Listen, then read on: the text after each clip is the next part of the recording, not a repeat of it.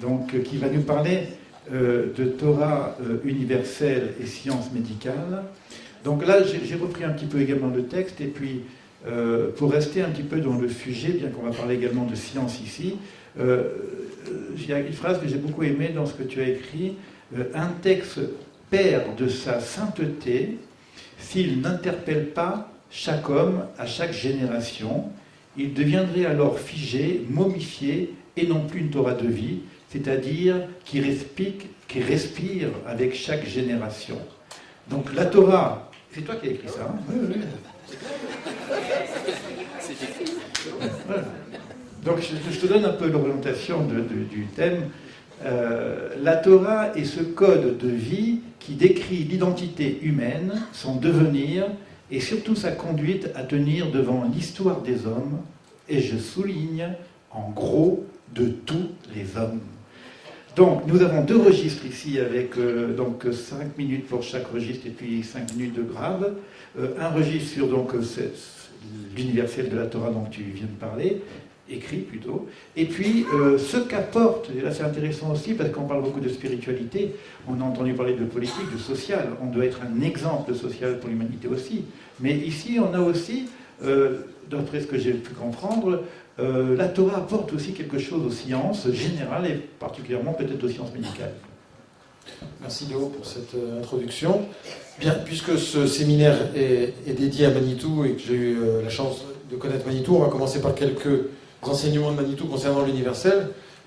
Manitou disait que si la Torah n'était pas universelle et qu'elle s'adressait uniquement au peuple juif, eh bien quand est-ce que la Torah devrait s'arrêter? À la parashat Vaïgash. Pourquoi? Eh bien parce qu'il y a enfin la recherche de fraternité qui est réalisée, qui est réussie. Puisque la parashat Vaïgash, c'est quoi? C'est la rencontre entre Yehuda et Yosef. Donc les 2 formes messianiques, Mashiach ben David et Mashiach ben Yosef, qui enfin se rencontrent et s'unissent. Voilà. Donc la fratrie de Yaakov a réussi son rôle. Très bien. On ferme ici la Torah. Non, c'est évident que si la Torah continue, c'est parce qu'il y a une visée universelle et non pas universaliste. On va expliquer cette différence. Et cette visée universelle se trouve dans la terminologie même de la sortie d'Égypte. Nous ne disons pas Yetsia mi Mitzraïm, c'est encore évidemment un enseignement de Manitou, mais Yetziat Mitzraïm. Ça veut dire que Mitzraïm elle-même doit sortir de ses Metzarim, c'est-à-dire de son étroitesse, pour pouvoir plus tard recevoir aussi la Torah. C'est pour ça que Moshe a pris avec lui le Erev Rav. Et vous savez que même le Zohar dit clairement que Dieu, il n'était pas tellement d'accord avec Moshe. Moshe il a dit ici, c'est très important parce que le message de la Torah doit être universel. Bon, on a vu après à quoi ça a mené le Erev Rav. Mais cette nécessité... c'est la grande, le grand mélange, littéralement. Donc le Erev Rav, donc c'était des non-juifs qui ont décidé d'accompagner le peuple juif au moment de la sortie d'Égypte. Et donc ça c'est le premier enseignement de Manitou. Le second enseignement de Manitou, c'est que Manitou disait toujours, et ça je le tiens de son frère Daniel Ashkenazi, Manitou disait toujours, si je n'avais pas été rabbin, de quoi je me serais occupé, tu sais? D'épistémologie. C'est ce qu'il disait Manitou. C'est-à-dire que Manitou disait que la chose la plus importante après la Torah, c'est quoi? Heureusement qu'il était rabbin. Pardon. Je suis pas d'accord avec toi. Et la chose la plus importante après la Torah, c'est quoi? C'est de s'occuper justement de philosophie des sciences. L'épistémologie, c'est la philosophie des sciences. Et pourquoi c'est tellement important? Parce que justement, la Torah s'occupe du réel. Manitou avait cette phrase extraordinaire. Il dit, ce n'est pas parce que c'est marqué dans la Torah que c'est vrai. C'est parce que c'est vrai que c'est marqué dans la Torah. Ça veut dire quoi cette phrase fondamentale? Ça veut dire qu'il existe une réalité fondamentale, d'accord, une réalité première, une Torah première avec laquelle Dieu a créé le monde, Istakel Boraïta Vebara Alma, il a regardé dans la Torah et à partir de là, il a créé le monde comme un architecte qui regarde son plan et qui après donc construit la maison. Et bien donc il existe une Torah fondamentale, une Torah première, qui est donc la Torah qui est le monde de la réalité, le monde du réel, et ce monde du réel est traduit en langage des hommes par la Torah.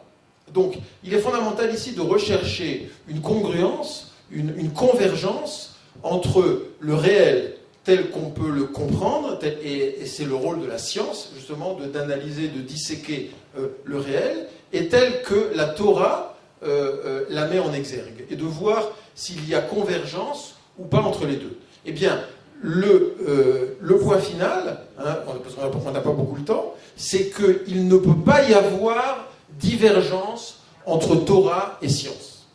Mais il faut se mettre d'accord sur ce qu'est Torah et sur ce qu'est science, et vous verrez que ça n'est pas possible.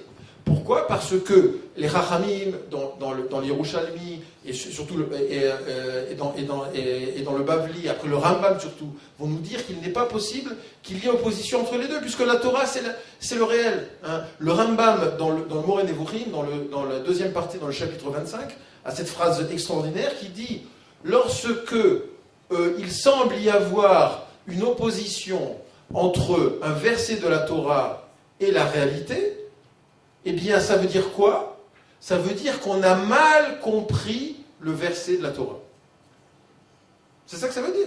Il ne s'agit pas maintenant de tomber dans un réformisme ou de dire qu'il faut complètement réexpliquer la Torah. Non, il s'agit de dire que la Torah est le réel, décrit le réel, et il ne peut pas y avoir opposition fondamentalement, ontologiquement, entre ce que dit la Torah et ce qu'est le réel.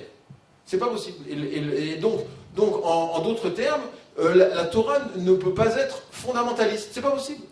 C'est-à-dire que si on voit qu'il y a une opposition entre ce que dit la science et ce que dit la Torah, c'est que soit la science n'est pas la science, soit on a mal compris la Torah. Alors maintenant aussi, il faut bien savoir ce qu'est la science. Ce que disent les scientifiques, c'est pas une vraie science. Karl Popper, donc le plus grand épistémologue, disait que ce qu'est la science, c'est quelque chose qui est par excellence réfutable. C'est la théorie de la réfutabilité de Karl Popper. Et il disait qu'en fin de compte, on ne peut approcher le réel que de façon asymptotique. Ça veut dire quoi asymptotique ? Une asymptote, c'est une courbe qui monte tout le temps, qui se rapproche de l'infini, mais qui ne touchera jamais l'infini. Eh bien, le réel et la science, c'est cela. Donc, au fur et à mesure qu'on fait des expériences, on va s'apercevoir que telle chose qu'on pensait réelle et vraie ne l'est pas. Eh bien, donc, on va réfuter telle et telle vision, telle et telle théorie qu'on avait sur le monde pour s'approcher de la réalité. Et je pense d'ailleurs qu'il y a aussi une congruence entre ce que dit Karl Popper et les attributs négatifs de Rambam. Hein, donc je trouvais que c'était intéressant cette approche entre les deux. Parce que le Rambam, justement, avait cette approche scientifique. Donc, et pour bien montrer que la Torah recherche le réel, j'ai apporté dans mon livre énormément d'exemples. J'ai tout un chapitre qui s'appelle « Comment est-ce que la Torah conjugue spiritualité et rationalité ?» Et cela, on le trouve dans la Torah écrite, dans la Torah orale et dans la Kabbale, et dans le Zohar et chez tous les kabbalistes. Premier exemple, la faute d'Adam Arishon, donc d'avoir goûté de l'arbre de la connaissance du bien et du mal. Alors on aurait l'impression, hein, si on avait une lecture christianisante, que c'est parce qu'on veut essayer de comprendre, d'aller évaluer les choses par soi-même et ne pas faire confiance à la notion de foi. Hein. Ça serait plus ici la notion de croyance que de foi. Il y a une différence fondamentale à établir entre croyance. Une croyance, c'est toujours quelque chose d'aveugle.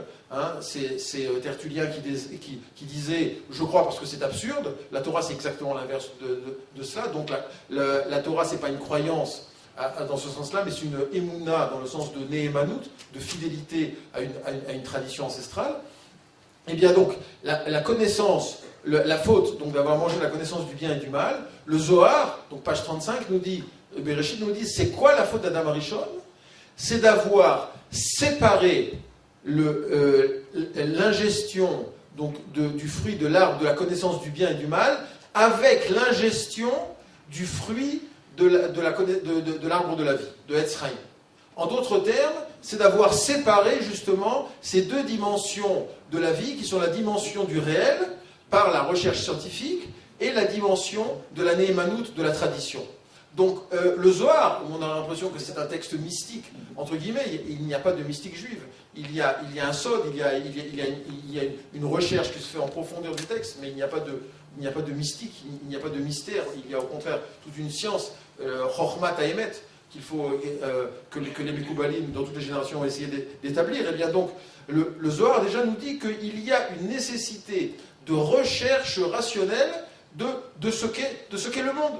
Hein, et donc il y a encore plein d'autres exemples. La Gemara dans Maseret Shabbat, page 75a, nous dit que c'est une mitzvah que d'étudier l'astronomie. L'astronomie qui est une science. Hein, et à tel point d'ailleurs même qu'on nous dit que c'est cela justement qui sera la Chokhma, qui sera l'intelligence et la Bina aux yeux des autres nations justement.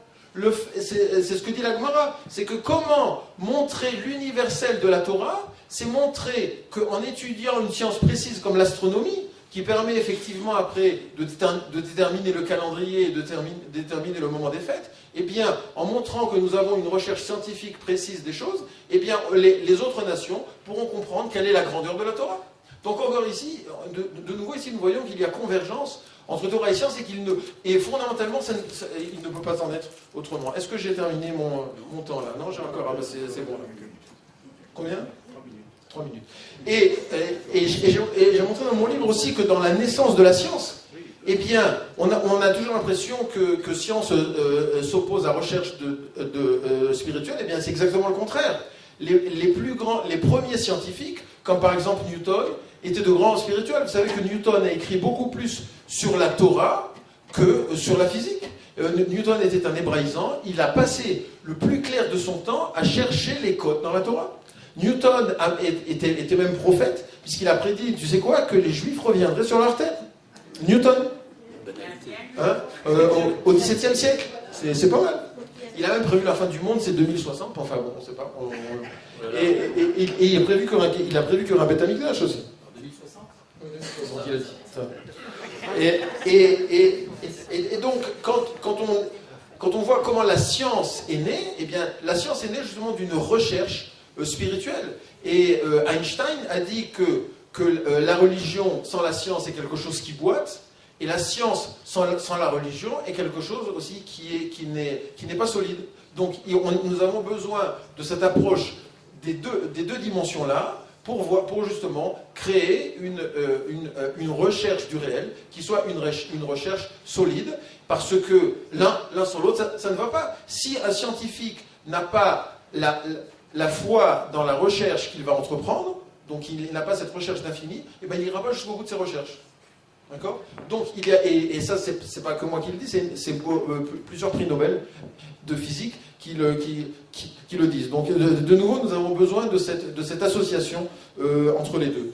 Et pour finir, moi ce que j'ai essayé de faire dans mon livre, c'est de montrer justement qu'à partir de nombreux textes de la Torah, eh bien on peut essayer de fonder une médecine, et un schéma thérapeutique qui soit organisé autour des différents niveaux d'être de l'individu, à savoir Nefesh, Gouf, Nefesh, Ruach et Neshama, et que si l'on veut aborder justement le patient dans sa globalité, hein, eh bien à ce moment-là, il faut savoir, il faut que le médecin, que le thérapeute agisse à chacun de ces niveaux-là.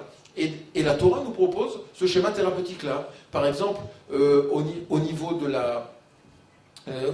du corps, eh bien, on trouve que la Torah parle de l'importance de la prévention et ce qu'on appellerait aujourd'hui une politique de santé publique, c'est-à-dire une politique justement d'hygiène.